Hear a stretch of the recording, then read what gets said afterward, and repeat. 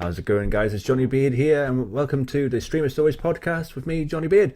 This is episode 8 of the Streamer Stories podcast, and today we are talking to BrutalSue. Here she is. Hello. How are you doing? I'm good, thank you. Thank you so much for agreeing to do this. Thank you for having me. Appreciate it. An honour to have you here. Oh, don't. Make me blush. So, tell us then, Sue. Tell us about what was video gaming like for you when you were younger, when you were a child? Well, as it's always an in-joke, I will just put it out there that I'm a slightly seasoned human being. I'm a little bit older. No. A little bit older. So my gaming experience started in the 80s. That's brilliant. It can have its advantages. So at my primary school, we had one computer for the entire school. And we were allowed to all have a couple of minutes on it between us. We all used to have, once a week, we'd have a little gaming session, and it was one game called Granny's Garden. Oh, wow. Okay. And I don't know, it's quite a cool game, actually, from what I remember. You had to sort of type commands in and cast spells, and it was quite a geeky game. But that was probably my first ever gaming experience, I would say. Wow, excellent. And then someone very kindly donated an Atari to our household. Nice, that's where it really began, I would say. Brilliant. So what do you play on the That Atari? was probably like 86 or 87. So okay. Quite a long time ago. So on the Atari, we didn't have many games. We had Space Invaders, classic. Oh yeah. We had a racing game. I think it was like Formula One or something. Not that you could really tell. Yeah. And then a boxing game, which was basically a set of arms. You both had a set of arms each, and you used to just punch each other. So that was about it. It was pretty basic, to be fair. Brilliant. But yeah, I think that's when it first started. So, what did you spend the most hours on? What was the game? What was your go-to? Out of those games? Yeah, of course. The Space Invaders.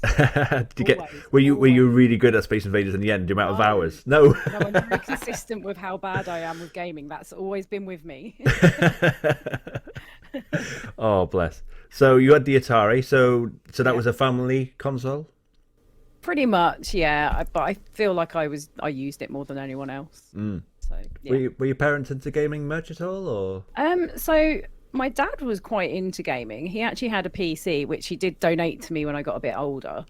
I think he bought it for business purposes, but he had a load of games, like Pac-Man and stuff on there. Nice. But yeah, I did used to game with him a little bit when I was younger. So I wouldn't say he was heavily into it, but he wasn't against it, which was quite good. Beneficial. Did you play with the floppy disks? Did you have floppy disks? We had tapes. Brilliant. Oh, yeah, tapes. The tapes. Yeah. Nice. Yes. I remember my granddad got me one of his old computers, and I had the floppy disks, and I somehow found a way to hack into change the high scores of games. Brilliant. I was like 9 years old at the time. That's some computer genius right there. So then going into the late 80s, did you have like any Nintendo consoles or? So, okay, sad story. We were quite a poor family, so no, unfortunately I didn't have a console to begin with. But I had a best friend that had a Mega Drive. Nice. And I mean, we lived in each other's pockets anyway, so yeah, by default that was my console. I used to basically go around there every weekend. We'd try our hardest to complete Sonic because obviously there was no saves back then. Yeah. And it was just reset, start again the following weekend. That and Alex Kidd, the most infuriating games on the planet. Alex Kidd's got a special part in my heart as well, so don't worry. It one hit kills. But we did have, like I said, we had that PC at home, so it wasn't like I was completely gameless.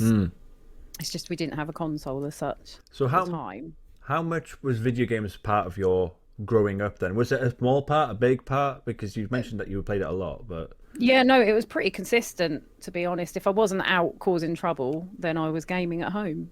So yeah, sort of a 50-50 really. Wasn't really into the whole going out too much, because I did like my games. Nothing's changed. That's so cool. We're That's still brilliant.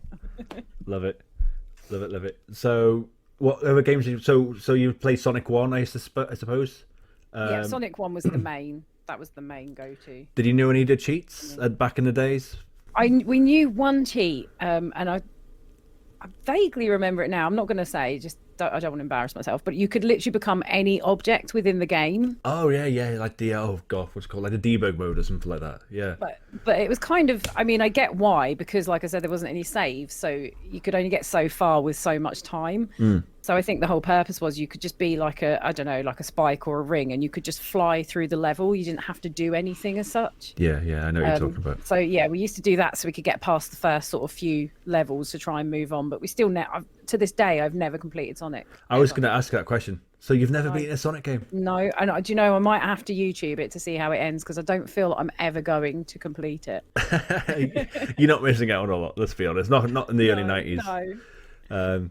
So Alex Kidd, was that? I'm trying to think. Was it Miracle World? Did you play, or was it Enchanted Castle? Or I think it was Miracle World.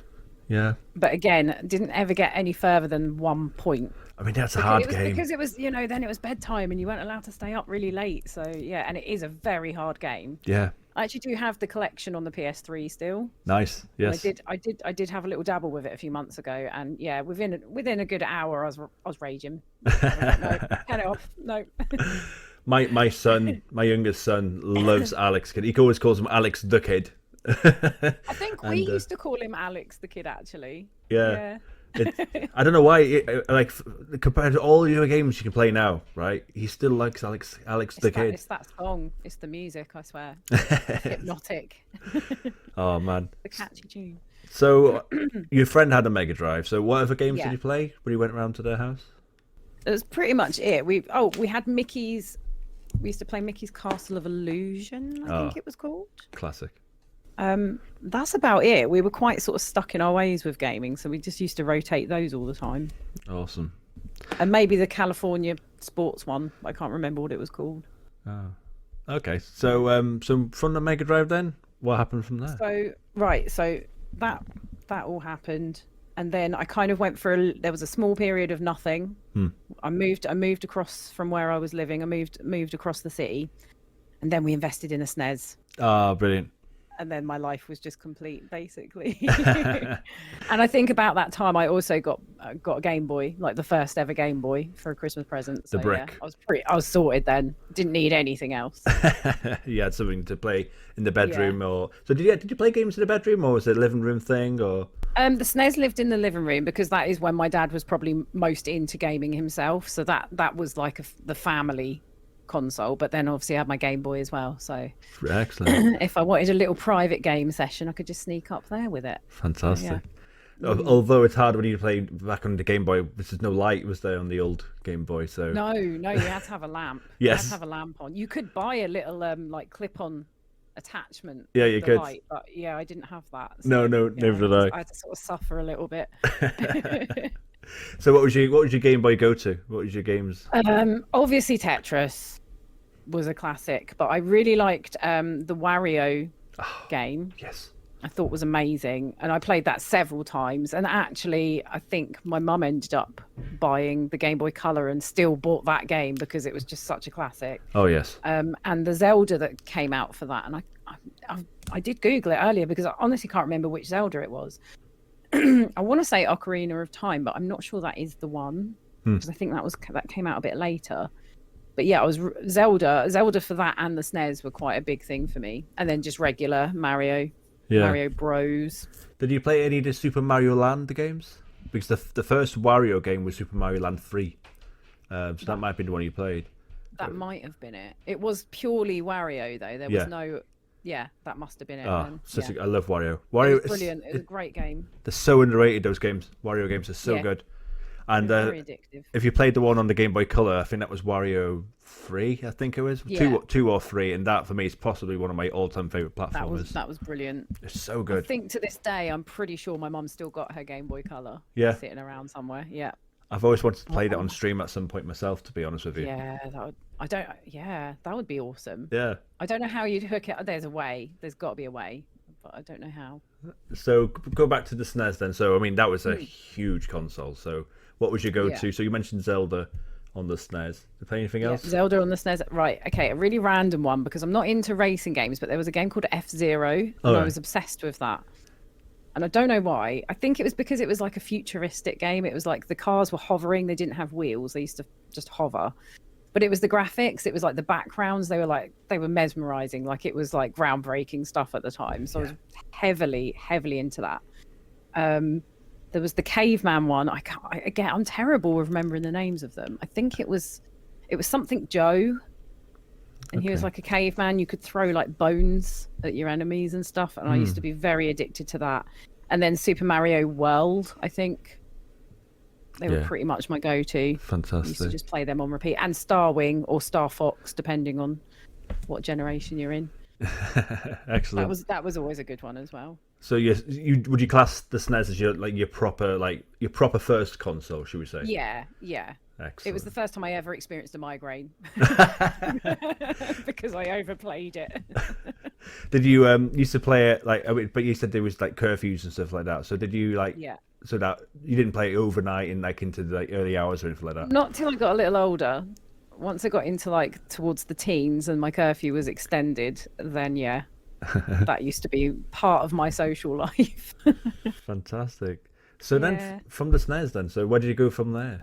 So what did I have from the SNES? So then we went to the 64. But I was kind of half living with my parents and half living with a friend. It was kind of I wasn't ready to commit to moving. So I kind of done half and half. And she had a PS1. So we kind of jumped between the two. Obviously PS1 was more desirable for me. But 64 was pretty decent, to be fair. But yeah, I sort of jumped between those two. And again, we had a home PC again. So a bit of Doom. Oh, yeah. The original Doom. It made me feel very sick, but I did enjoy playing it quite a lot. Used to get a bit of motion sickness with it for some reason. Right, yeah. And the Indiana Jones game, I don't know if I think it was Lucas Games it was made by. Yeah, kind of. Yeah, I'm not too familiar. It's kind of like the Monkey Island feel, it's sort of point and click. You collect items, you have to put them together to unlock something, and it's very random, but I really enjoyed that actually. Yeah, so that was on PC, I suppose, as well. Yeah. Yeah. So Nintendo 64, what was your... Was it the same games as well? Zelda, bit of Mario? I didn't actually enjoy Zelda as much. No. I feel like it was a bit too... I don't know. I didn't like the way the graphics changed. It made it a bit too grown up. I kind of liked it when it was really cutesy and everyone was sort of short and chubby.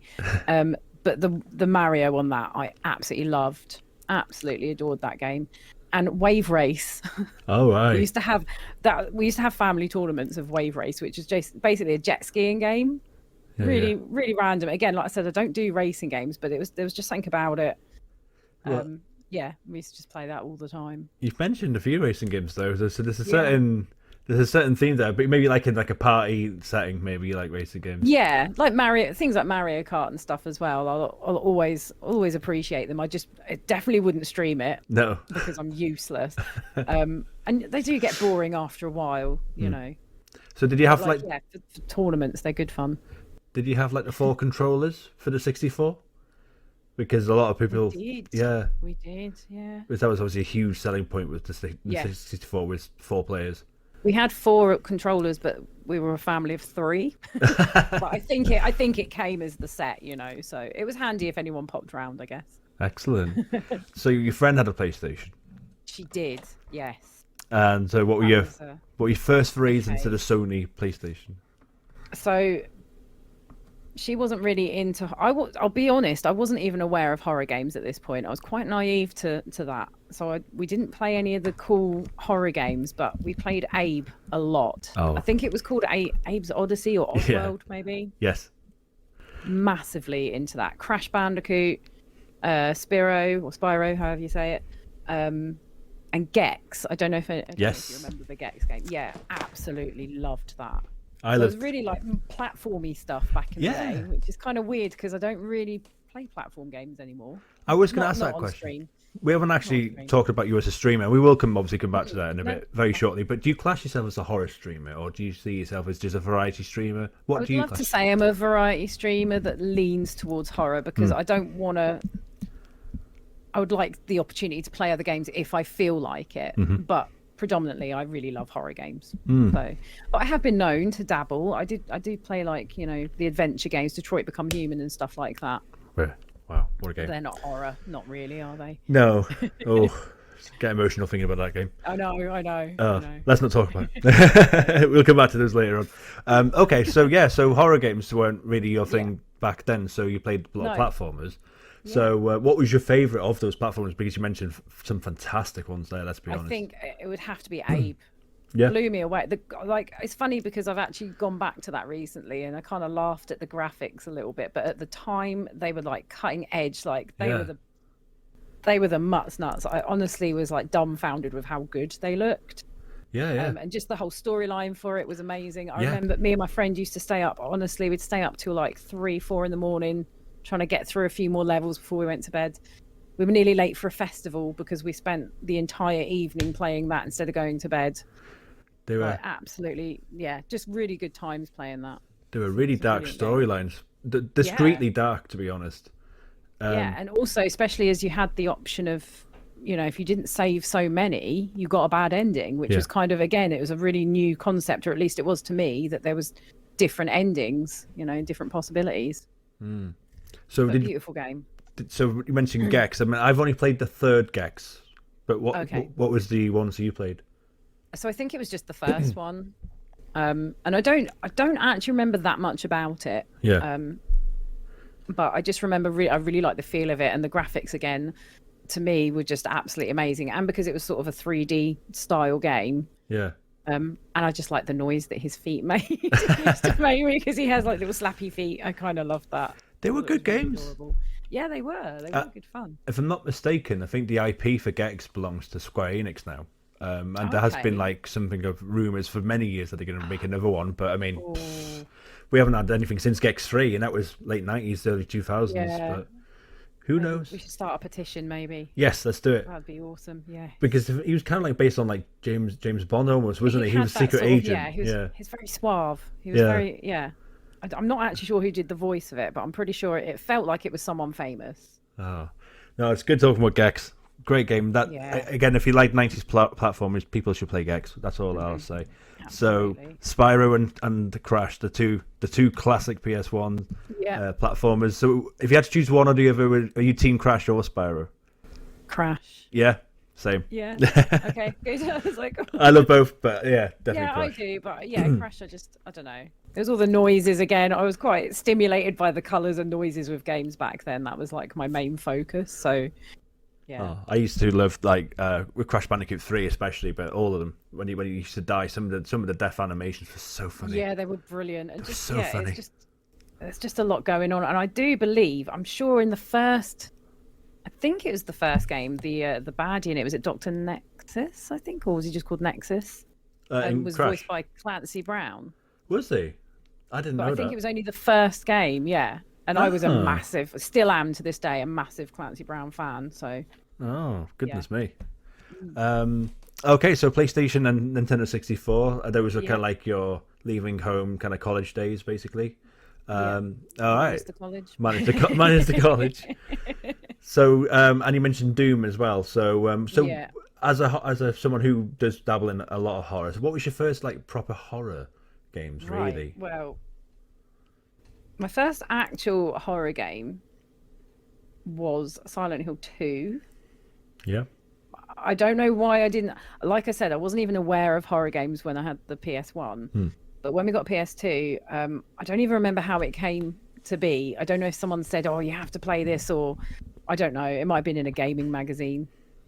But that was like my first horror game, and I'd been signed off work because I actually had a kidney infection. I weren't feeling very good, but I needed something to distract myself. So Silent Hill 2 it was, and I remember again staying up at stupid o'clock, headphones in, absolutely crapping myself. Good times. But and I loved it, and that was it then. I was like, oh, I didn't even know this kind of game existed. And if I'm not mistaken, because I think obviously we've had many chats over the last few months, but you didn't play Silent Hill 3 until recently. Am I right in saying? No, I had played it when it sort of first come out, but it wasn't as very. I didn't remember a lot about it. Okay. I think because especially you'll know, like with streaming, you play so many games, you kind of start forgetting stuff, and obviously this was a very long time ago. This is like early 2000s, so I don't have the best memory when it comes to the storylines. Did you ever play? I sort of played them in the wrong order a little bit. So did you play Silent Hill 1 in the end? Yes, I Yes. did, but quite a lot later on, which I Excellent. think would probably annoy a lot of people. But yeah, I still loved it. Still loved it. Fantastic. So it made 3 make a lot more sense as well. Yes, yes, certainly. Yeah. So tell us about like video game stories growing up. Have you got any special memories with friends or family that you can think of? Well, I feel like this isn't as common as I thought it was, but most of my fun experiences were gaming with friends, and a lot of people go, "Oh, what, like co-op games?" And I'm like, "No." And I don't know if this is what everyone else done, but we used to play single player games and share them. Okay. We would take turns, and this is how I got, not how I got through Silent Hill 2, admittedly, but all the others. I used to play with my friend Kerry, who I actually do occasionally stream with. And basically, it would just get to a point where it was really scary, and we just like yeet the control to each other and be like, "Your turn." So yeah, we had some really good times. Obviously, like a bit older, so we'd have a few beers and stuff, and it was some really, really amazing times. I don't really have any like specific memories as far as I can recall. I guess it is kind of, I do find it amusing that I got my first migraine due to overplaying computer games. That will always kind of tickle me a little bit. I wouldn't say that was a good memory though. No. So did you dabble much online at all? Well, no. I actually only recently got into online gaming, which I think because I used to do the game sharing thing, like we'd make it a sociable thing, I didn't need to. But obviously, like with the old COVID and stuff, I really have kind of got into it. But there's not that many online games that overly appeal to me, in my defense. But I have discovered a few since that I actually really like. Fantastic. But yeah, I was really late to a bit of a late bloomer when it comes to certain things. Like I didn't get a PS4 until probably 2015 or 16 even, because I was like, I have that kind of like, if the thing I've got works, I'll carry on using it. Yeah. It was only because of some of the exclusives that I really wanted to get one. I think it was Resident Evil 7 actually that I was like, I have to have it. But yeah, the online thing, I haven't. I'm trying to think the first time I did it. I think it was Dead by Daylight, probably. It was my first online gaming sesh. So let's talk about Resident Evil then. So what was your first? Because you mentioned Silent Hill was your first. Silent Hill 2 was your first proper horror game. So when did Resident Evil come in your Resident timeline? Evil was a little bit later on, probably sort of like mid 2000s, because I used to work at a Blockbuster.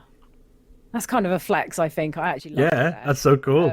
It was probably one I'd never do retail again, but that was a completely different vibe there. And we used to get free rentals every week. We used to get I think it was 10 free rentals, games and films. That's so cool. So it was awesome. They kind of pushed you to get the newer releases, so then when people came in, you could talk to them about it. But I always went straight for the games, just raided the game section. So yeah, I kind of blitzed a lot of games there. So I think, Resident Evil, I don't know if it was the first one. Again, I think it might have been the second one. But yeah, I kind of just went through all of them then. Okay. Yeah, crammed them all in. And then when I got my PS3, kind of carried on with it. Right. And you got Resi 7 on the PS4. So what were your thoughts on Resi 7 then? Because that was I loved it. Yeah. I absolutely loved it. I was scared I wasn't going to like it because I already knew in advance that it was going to be first person, and I didn't know how I felt about that, because obviously I was quite old school, so I'm kind of used to the old ways. But actually, I thought it was brilliant. I couldn't fault it. I don't care what anyone says either. I think it's brilliant. It was great. Very immersive, very atmospheric. Yeah, I recommend for sure. So your favorite Silent Hill game and your favorite Resident Evil game? Okay. This is quite hard, and I went to write this down because I was like, I don't know, and I thought if I saw it on paper it would confirm, and I still don't know. So Silent Hill, I want to say 2 because it was my first experience, but going back to it recently, it's not quite as scary as I remember it. Yeah. And the storyline's kind of a bit so I'm not going to be popular here, but I think Silent Hill 3 is probably my favorite. For one, it's like, obviously you're a female character. It was kind of a rare thing. And you're young as well, which is, again, kind of rare. And I don't know, just freaky vibes. It's so freaky, and I love it. And the cult thing as well, because I love that sort of stuff. It's a messed up game. That's for sure. Resident Evil 4. Yeah, Yeah. fantastic. And again, a lot of people are like, "Oh, it's really overhyped," but there's something about it. Even with the babysitting service that you have to provide, I really love that. I love that game. Oh, I love Resident Evil 4. I mean, there's obviously the horror, like the people saying that it's not a great horror game. Like I was watching a tier list of like best horror games, and people were saying, Right. well, one of the best games one of the best games ever made. Period. But as a horror game, how good is it as a horror game? And there's that debate, isn't there? Because it's not very Yeah, scary. I mean, no, there's not a lot of jump scary moments. I'd say the newer ones, obviously, they've gone way more into horror. But yeah, like it's more panic, isn't it, than horror with those kind of games. Oh, it's so good. And because they're shooty ones, I always feel like if you've got a plethora of weapons, you've kind of got the upper hand, so the fear kind of goes a little bit. Yeah. Unlike Silent Hill, where you have like useless weapons that take about an hour to like pick up and swing, Yeah. and don't seem to do very much. Don't forget the final kick at the end. Oh yeah. Got to kick. He's not dead until I kick him. Yeah, that confirms it. But yeah, Resident Evil 4 would be my favorite. But yeah, I kind of agree. It's not full horror, is it? Yeah. So, what is your favorite game of all time? And it doesn't have to be a horror, obviously. What is, if there's one game you had to choose? One game. It's not going to be horror, I don't think. No. No. I think just because of the emotional impact, I'm probably going to say Detroit Become Human is one of my favorite games Yeah. of all time. Are we gonna talk about it now? I don't know, can we? I haven't got any tissue with Oh me. goodness me! I don't know if I can. I'm glad I find fellow people that love that game as much as I do. Honestly, I was blown away by it. I knew it was going to be good, but I didn't think it was going to be that good. Had you played Heavy Rain or Beyond Two Souls before it? I'd played both of those, so I kind of knew how it was going to go down. I knew that it was going to be slightly like difficult decisions, but obviously with Heavy Rain, there's not much to it, and same with Beyond. It's sort of like this or this, and that is it.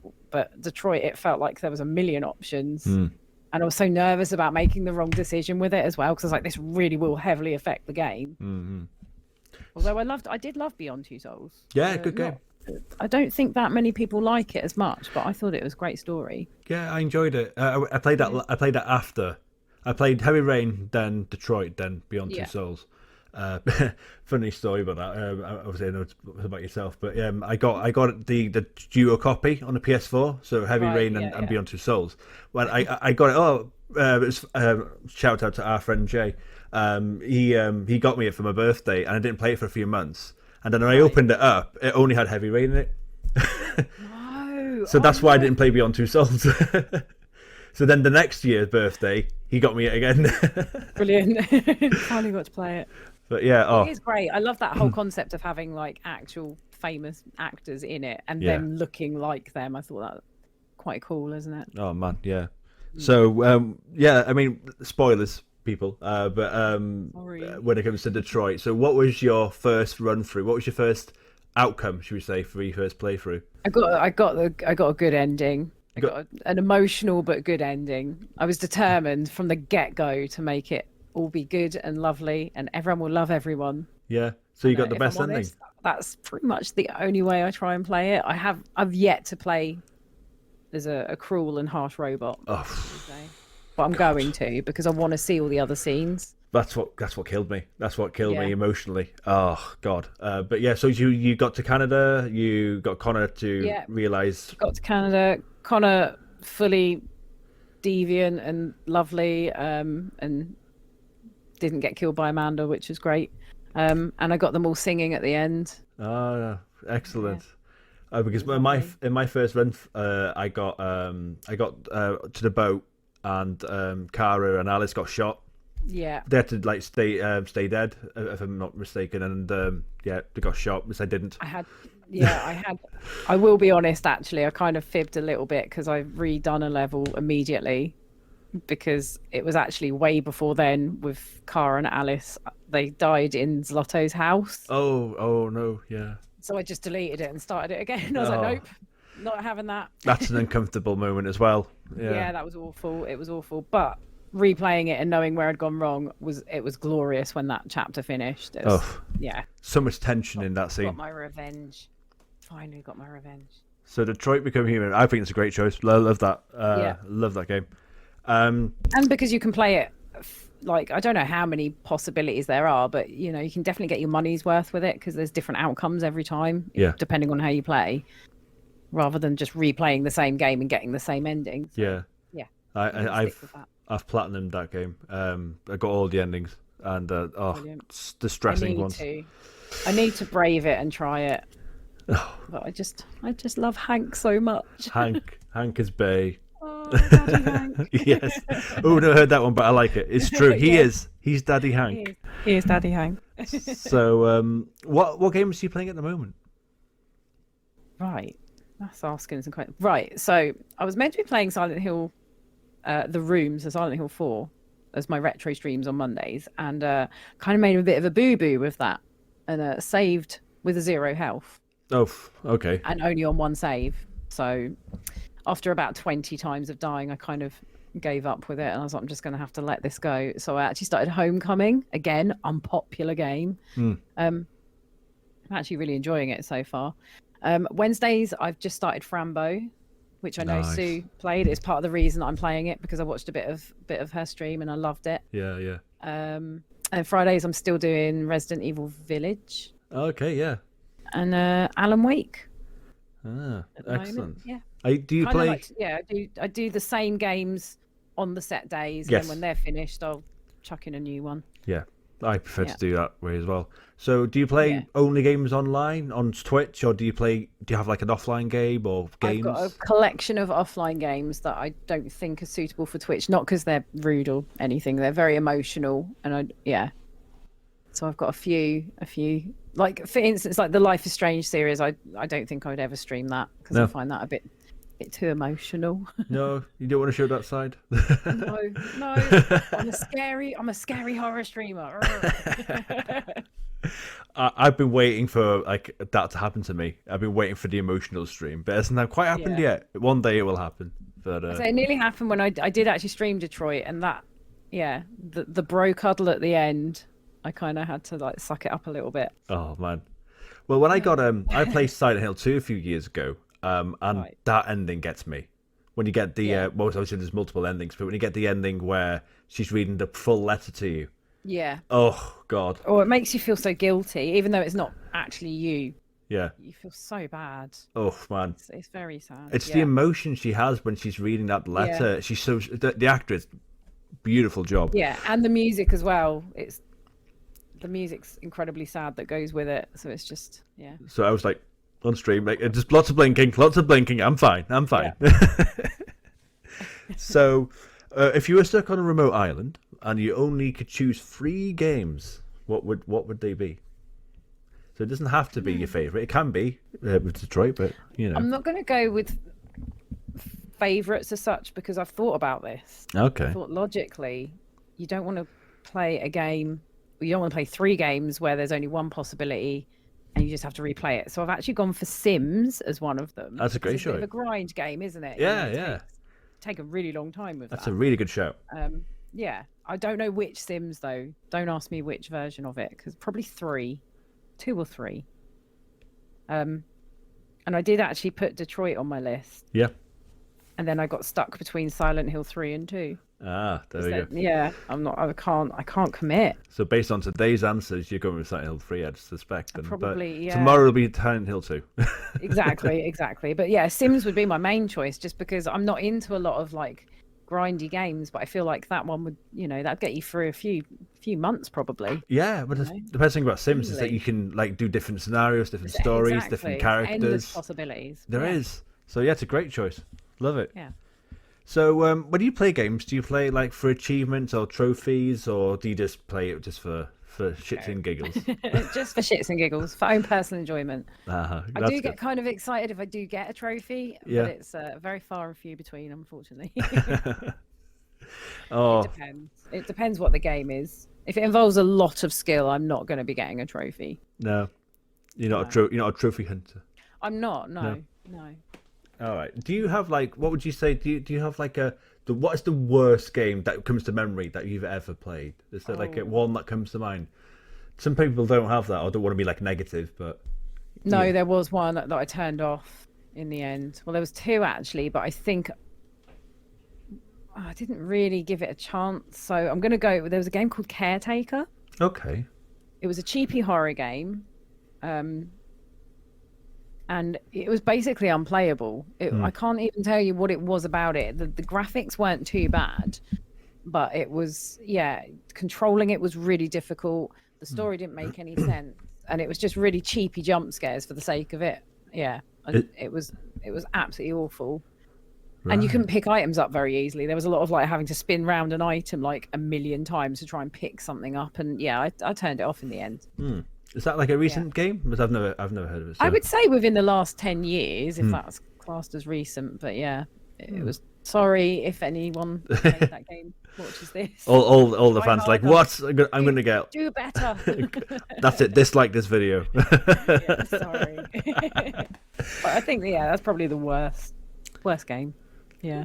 So what about like, so generally speaking, so forget Resident Evil and Silent Hill, because when we talk about horror games we always go to those two, don't we? So is there any other horror games that you really like across the spectrum, really? I really like the Dark Pictures anthology collection, actually. I do like them choice-based games very much, because it gives you a bit of freedom. You're not sort of, it's not just a one-directional game, and I like those. But they kind of irritate me, and I won't give any spoilers away, but they do kind of annoy me because they're never what you think. I'll just leave it there, but it's never what you think, and it kind of does annoy me. And I'm like, one day they'll make one, and you'll go, oh, well, it's not going to be what I think, and it actually might well be. Right. But yeah, I like them. They're good. I think, they're good stories. It's always got like a couple of famous people in it. So yeah, I think they're, Did you play Until Dawn? I have played. I played. I think I'm up to date with them. I'm just waiting to play the new one. Yes, not long now. No. So I know you don't want to talk about spoilers, and that's understandable. But I mean, is it because of the whole butterfly effect thing? Is it because of the fact that it's not always quite as there's that whole idea about the butterfly effect, choices, unlimited choices, isn't there? It's never quite as much as they say it is on the description, should we say?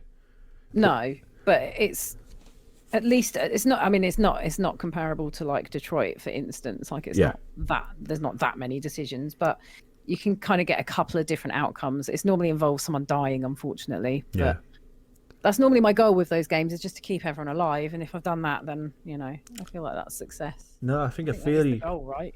I think I feel you on that, but I do think that genre, should we say?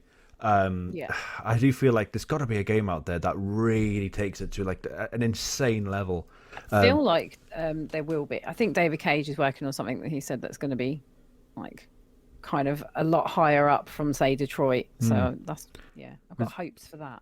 I think Detroit's probably the best in terms of an example of like as close as we've got, especially in terms of like AAA games, should we say? There's probably like some kind of indie game out there that does it, but yeah. All right, so let's talk about streaming then. So, do you what made you think about streaming? My brother actually convinced me to stream, who is also a streamer. And give a shout out. What is Shifty Hands with a Z at the end. So. That's how the cool kids spell it, right? Oh yeah. But yeah, he started out on Mixer, and I started following him on Mixer and watching. I can't even remember how that conversation started, but he said he'd started streaming, so I started watching him. Wasn't really my cup of tea because he was quite into Call of Duty back in the day. But I was just there, to support. And then he moved over to Twitch because obviously the whole Mixer thing went down the pan. And I think it was actually just as sort of the whole lockdown situation. Yeah. And we'd been talking quite often because he wasn't working at the time. Well, he was off work because of COVID. So we're talking games all the time, and I was sort of like checking in with him, telling him what games I've been playing. And he's like, why don't you just stream them? You're playing all these amazing games. Why don't you just stream it? And I was like, oh, I don't know. I don't know if I could do that sort of thing. So yeah, I kind of dabbled with it. I only had the PS4, and well, I'm not knocking console streamers either. I hate saying I only had, because it was actually really good fun. But yeah, it was just me, my PS4, and my little camera, and kind of went from there. And then I realised that I kind of liked it. Yeah. So you mentioned your brother. So did you play games with him a lot growing up? Not really. We had a bit of an age gap. Well, we still do have an age gap, obviously, but the age gap at the time, he's 7 years younger than me, so yeah, it wasn't really overly possible to game together. So unfortunately, no. But obviously now there's the online co-op situation, and he does sometimes pop around with his Switch, and we have a little bit of a Mario Party sesh, which is great. But yeah, no, not as kids, not at all. No, absolutely no. So what was I would have liked that. What was the first game you streamed, and what was the experience like? I'm almost certain it was Men of Medan. Oh, okay, yeah. I can't 100%. It was kind of a blur because, like I said, I kind of crammed a lot of games in that over that time period, so I can't 100% remember. But I think I'm pretty sure that is what I started with. And how nervous were you? Living room. I wasn't too nervous because I don't think I really understood how it all worked, so I kind of just got on with it, and didn't think I was ever going to get anyone watching. So I thought it doesn't really matter, what happens, because no one's going to watch it anyway. And actually, two good friends of mine like signed up on Twitch just so they could watch me. So then I was like, oh shit, there's people watching. How dare they? Yeah. So it wasn't. I don't know. I wasn't too nervous, but then as I started thinking about it more and more, I started getting more nervous with it, for sure. Excellent. All right. Yeah. So, do you have is there a certain stream that comes to mind in terms of being a favorite stream, or is there just general memories of yours that come to mind? What's your favorite moments? I think, well, my first ever hype train, I did actually nearly cry, but with happy tears, obviously. Yes. So it's probably, and it wasn't really about the money situation at all. It was that support, that level of support from other people, absolutely meant the world to me. It still does. Yeah. Yeah, and I'm still to this day a bit dumbfounded that anyone wants to sort of give me the time of day. And I think that's the thing. It was confirmation that I'm not that irritating in small doses for a few hours, a couple of times a week. People actually like me. Yes, 100%. Yeah, it was nice. So yeah, probably my first hype train. Sort of my first 5 viewers was a big deal as well. I don't know. So I can't think of anything in particular. Just, I don't know. It was all just lovely. It's all very lovely. Give us a basic rundown of what a BrutalSue stream actually is like then, in terms of I know you got some of the emotes, you got some of the sound alerts. There's a lot of poo references. There's a lot of poo references. I'd just like to state, for the record, I don't go to the toilet that often. It's just become an in joke. So much so that there's poop commands now. Yep. Because I might as well just accept it. There's going to be a lot of swearing, so pre-warn you there. Not necessarily just by me either. Not necessarily the best. I always say this, I'm not the best gamer, but damn it, I try. I really do try hard. Yeah, and lots of silliness. Absolute. It's a good time. Well, at least I have a good time anyway. It is fun. But yeah, very silly, quite chaotic, a lot of swearing, quite a bit of failure. That's all the good things. Standard stream. So, have you got a favorite game that you stream? Because sometimes not all the best games are streaming games, or vice versa. Sometimes the games you wouldn't expect to be favorites become favorites. Is there anything that comes to mind? I don't know. The retro streams in general, playing anything older, I didn't think would be overly interesting to other people. So that kind of surprised me. I had a lot of new people showed up when I started doing Silent Hill 2. That really surprised me because I thought no one's gonna know what this is. Twitch is for young people. They're not gonna know what that is. But actually, that was quite heartwarming. There's quite a few people saying, "Oh, this is my favorite game series," and them not actually being that old as well, which was quite touching. So yeah, that was very surprising actually. I've noticed in the last few years there's this perception about Silent Hill 2 that it's the first proper psychological horror game. I mean, yeah. I've noticed that because obviously we got the Amnesia series now. We've got a lot of psychological horror games now, but there weren't that many in the noughties in the 90s and the noughties. So no. I think that's what it comes down with when you talk. It's almost like the granddaddy of. It is, yeah. It's the OG of psychological horror. So what did you? Definitely opened my eyes up to it as well. For sure. Yeah, I mean, did you get all the endings in Silent Hill 2? Or no, I did not, and I still to this day, but I probably won't ever. But I am quite aware of all of the endings. Yeah, I think it's because I don't tend to play beyond medium in games.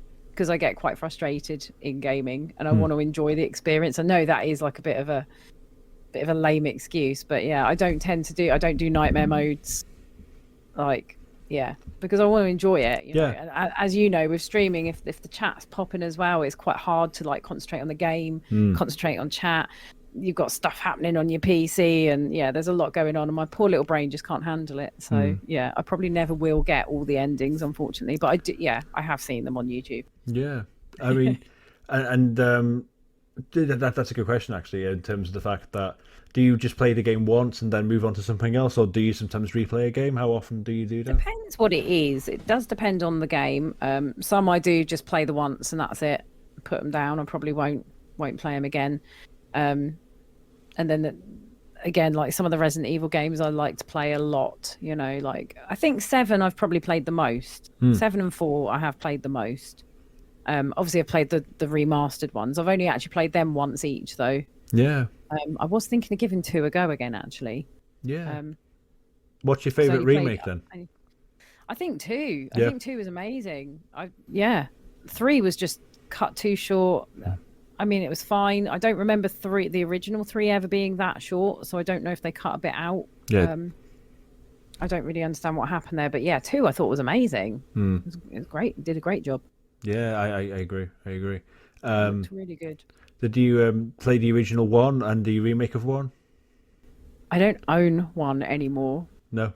I don't know where it went. No. I honestly don't know. I've lost. There's a couple of games that I actually lost. I've moved house a lot, and I don't know if I lent them out. We used to do like game swaps all the time, me and my mates. So I don't know if I lent it out or if it just didn't make it into a box. But it is no more. Oh no. Although someone did tell me recently that the PS3 store is actually still active. Oh, okay. So I might actually be able to get it from there, possibly. Yeah, the remake. That would be awesome. You can get the remake on PS4 store. That's for sure. I know that you can do that. Yeah. Yeah. It's funny you mentioned that because I moved back in with my mum as a young 20-odd-year-old, and then I moved back out, and I put my favorite games and my favorite DVDs in one section, and I put all the rest for storage, and they were stored in like a sideboard or something like that, and she took it to landfill. So all the stuff that I wanted to keep, I was like, no. So I know that feeling well. Heartbreaking, yeah.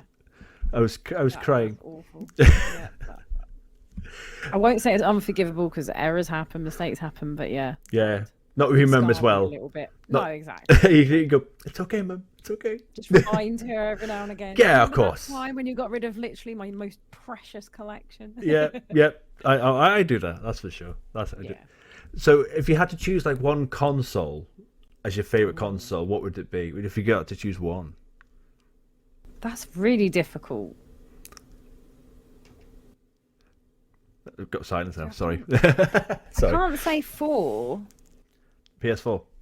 Because you can't. Yeah, PS4 because you can't play a lot of older games on it, and I do like my older games.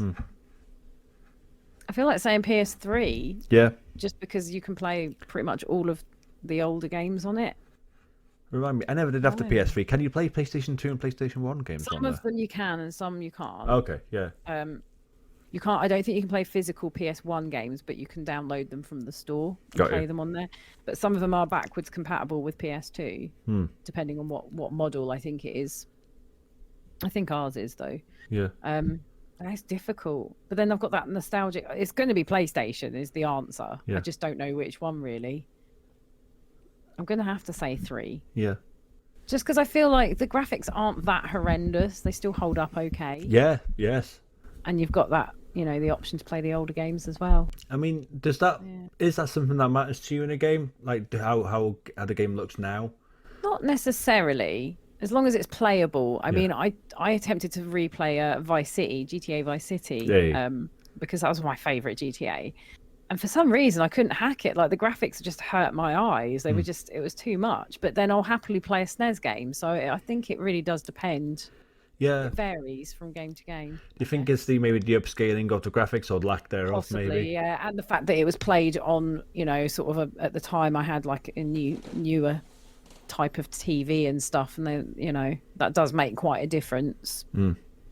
and it was a really big TV as well. So kind of having that stretched across the screen made a difference. So it might have been that, to be fair. So Still a banging soundtrack though. that was what I was going to ask you. So Oh my God. what was your radio station of choice? It was the rock one. I can't remember what it was called though. I can't either. I feel like it was Liberty City Rocks, but I might be wrong. Yeah. But yeah, there's some classic songs there. It had Journey and Ozzy Osbourne on there. It was brilliant. Yeah. Loved it. There's rumours, isn't there? I think that the next GTA game is going to be based on Vice City. I hope so because I love a lot of 80s stuff anyway. Not just because I'm an 80s child. It was a great era for fashion and music. It was weird. I kind of like that. So I like a bit of weird. let's talk about the the Nightbreed. So if I'm not mistaken, I think it was a brainchild of yourself, and a shout out to Beelzy Bull. So yeah, tell us about how did that start? What a question. I'm just trying to be like polite about this. Me and Beelzebub were in another group, should we say, and we just weren't getting anything out of it. We weren't really forming new friendships. Obviously we'd met each other, but that was it really. We weren't connecting with people. And I know it sounds really cheesy, but that's what we were there for. And it just didn't feel, I don't know, it didn't feel like it had the best intentions. So yeah, he contacted me actually and asked me how I felt about that situation, and I was like, yeah, I'm not happy. I'm not feeling it. He's like, well, why don't we just do our own? It won't be an official one because we're not partnered, but as soon as someone gets partnered, we can have a team. But let's start this Discord and bring everyone together. And so I can't take credit. Some of the ideas are mine, but yeah, it was Beelzebub's suggestion. Yeah. And I just sort of went along with it because I was like, yeah, I'm unhappy. Let's do something about it. No, that's a huge shout out for Beelzy Will 29. Obviously, you've been on the podcast before. He's such a great guy. So yeah, I mean, it's growing. It's doing really well. It's kind of, it's not got out of control yet. No, it's getting bigger than we thought really quickly. Yeah. And I love it because obviously the time zones and stuff, there's always a message waiting to be read by someone, and I love that because obviously when we all go to bed, people across the pond start chatting, so then when I get up I've got all that to catch up with in the morning, which is really nice. I've met some fantastic people there already. Absolutely love it. Yeah, no, I agree. I completely agree. I'm really honoured to be a part of it myself. Yeah. So how, in your opinion, how important is like a Discord to like a streamer?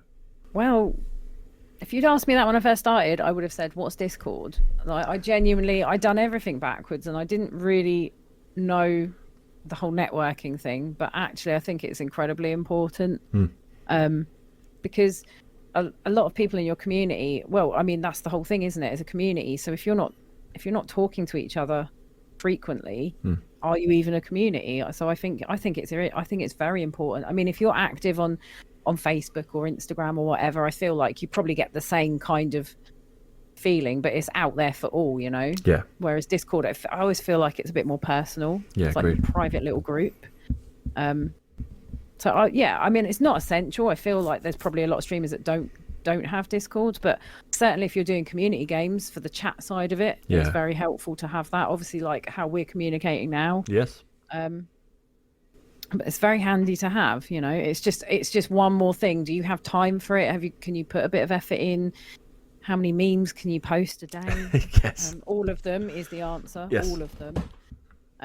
But yeah, I think it's very helpful, and like I've met so many people through Discord, not just Nightbreed, but like on my own as well. I've had people join that have only just popped into a stream, and they're like, "I've got to go, but I'll catch you later." And I've said, "Oh, you can join Discord," and then I've ended up becoming really good friends with them. So yeah, I think it's very beneficial for sure.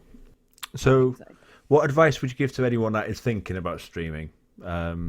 Anything you can think of? Any tips or suggestions? Or don't think about it. Just do it. Just get on with it. Yeah. Do it. Yeah. Because don't worry about what people think of you. Just make sure you talk. You've just got to talk. That's all there is to it. Even if you've got 0 viewers, if you've just got a stream bot sitting in there, stream elements just sitting there, just talk to that. Just act as if you've got a massive audience, because people do watch your VODs, which I discovered quite soon on. And if someone pops in just for a second, it might not register, but if they don't see you talking or there's nothing going on, they'll just leave again. So it's kind of important to communicate, I think, from the get-go, and get used to it as well. Like, get used to just randomly talking. Do it at home. Do it when you're wandering around your kitchen. Yeah. Describe what you're doing to yourself. You know. Yeah. I mean, it is weird. That is the weirdest part, was for me at least, was just talking while I was gaming. Because obviously, when you game on your own, you just sit in silence. You know. Yeah. Do you find yourself talking off stream now to yourself? Yeah. I'll watch a movie and I'll be like, oh, well, I didn't see that coming. And then I realise there's no one in the room. Don't know who I've just said that to. Yeah. So, yeah, I mean, but it's a talent, though. It's a really weird talent, isn't it? Talking to talking to an audience and playing the game at the same time. I find it multitasking quite difficult at times. But no, it is very difficult. And props to people that play the real difficult, challenging games, because I think I just sort of scrape by where I am, and thankfully there's a lot of pausing. You know, there's the pause option. But yeah, I think it is a bit of a skill. Same with people that do the art streams, though. Yeah. You know, they're making these amazing like pieces and just chatting away. Yeah. You know, looking at it, and I'm like, I don't know how you're drawing and reading and talking. That's a lot going on there. Yeah. No. It's definitely like, yeah. I don't know. I don't think everyone could do it, to be honest. 100%. There's a lot more that goes into it than I thought.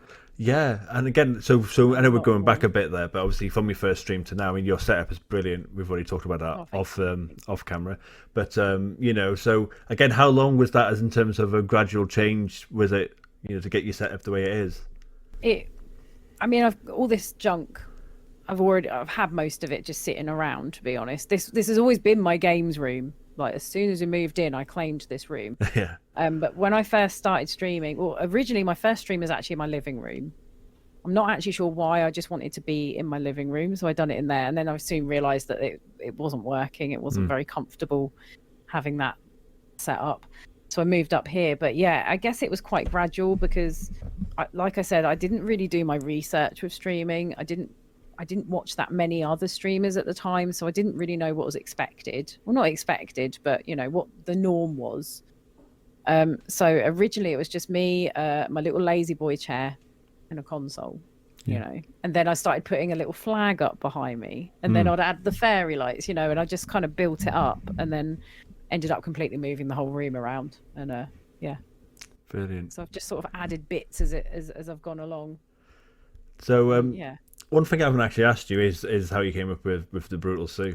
What is that, a long-term thing, short-term thing? You know, it's a long-term thing. It's been my nickname for about 14 years. Like, nothing to do with streaming either. So when me and my partner first got together, which was, like I said, 14 years ago, some of his friends were slightly immature, and we've all kind of got similar music tastes, but they sort of lean towards sort of more punk music, and I kind of like heavy metal, brutal music. Nice. And so we were at a house party. I don't really know how this came up as such, but someone leant over and said, "Oh, do you want is there a tune you want on?" And then everyone was like, "Oh, I'm Sue. I just want to listen to brutal music." I'm Brutal Sue. And it kind of went on to the point where they, you know, were like when people are like drunk and that, and they're in hysterics. And I was like, it's really not that funny, but they were like crying over it. And then that kind of just stuck. And every time they saw me, they were like, "Oh, Brutal Sue."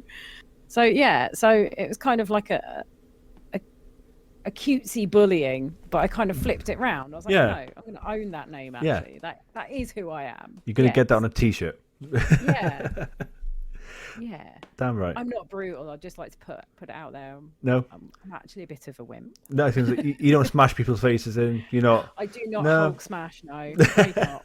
Sorry. But yeah, no, it was just because of my music taste, and I was around a lot of people that weren't into that kind of music. So yeah. Oh. But it was, you know, it wasn't mean. They weren't being horrible. It was just a joke. And one final question from me, which is, if you had to choose one thing in the background there that you had to choose for sentimental reasons, what would it be? Right now. I'm putting you right on the spot. Really, it's gonna we should go sit and right? I love Rob. I love that Robbie. I want it. The thing is, people bought me some of these things throughout the years, like for birthday and Christmas presents. So I feel bad whatever I pick, but I'm going to go with Robbie's adorable. I'm going to stick with Robbie. Oh, it's a But the it's a Yoshi cute egg one. is probably like a good contender as well. Shifty actually got me the Yoshi egg. Oh, bless. No, it is cool Yeah. as well. It is awesome. It's got to be Robbie because he gets mentioned quite a lot. There's a lot of people that have said, "Oh, that Robbie in the background." I didn't even know they did Robbie plushies until recently. I was No, like, I what? didn't. I had no idea. Like, You can get one without blood on it as well. You can get like the original clean Robbie, nah, which I didn't know either. But nah, Nah. go get the bloody one. Absolutely. But yeah, sorry, everything else. Robbie for life. Oh, bless. But no, it's true. Yeah. There's not that many Konami. I didn't know about Konami doing collectible stuff. No, there's not that much merch. I think there was back in the day, you know, when internet wasn't really a big thing. I think there was probably loads of stuff, but obviously as the franchises dwindled, so has the merch. And now, if you ever look online, some of it is just stupid money because it's so rare. 100%. Yeah. Sue, that's it. That's all my questions. Perfect. Thank you so much. It's been such a lovely chat. Thank you. It has been awesome. Thank you so much. No. I really appreciate it. So let's do some shout out. So you are on Twitch. You are on Twitter. am. You are on Discord. Are we going to link your Discord or Nightbreed or? Oh, we could do the Nightbreed. Yep. Let's put Nightbreed in there. You on anything else? Nightbreed. You can. I mean, you can put my Discord. I don't know if it'll let you put my Discord in there. I always tell people it's very chill. It's very chill. That's my Yeah. excuse for saying I don't go in there that often. Nightbreed's kind of taken over a little bit. Instagram, Twitter. Yeah. I am on Facebook, but I mean, yeah. I don't know. It's not as good, is it? I don't think I've used it much. I've literally just linked my Instagram to my Facebook, so whatever I post on Instagram just appears on Facebook anyway. Yeah. But But it's all pretty much. It'll either be gaming with BrutalSue, or just it is all gaming with BrutalSue. I think awesome. across the board. Yay! Please give Sue a follow, everyone. She is a wonderful lady, a brilliant streamer, and very, very, very brutal. So brutal. Totes brutal. I might break something right now. Oh No. God, let's get off quickly. Thank you so much. Thanks for watching, everyone. Thank and you. this is the end of the episode. Have a good night, everyone, or whatever time of the day it is, of course. Take care. Bye.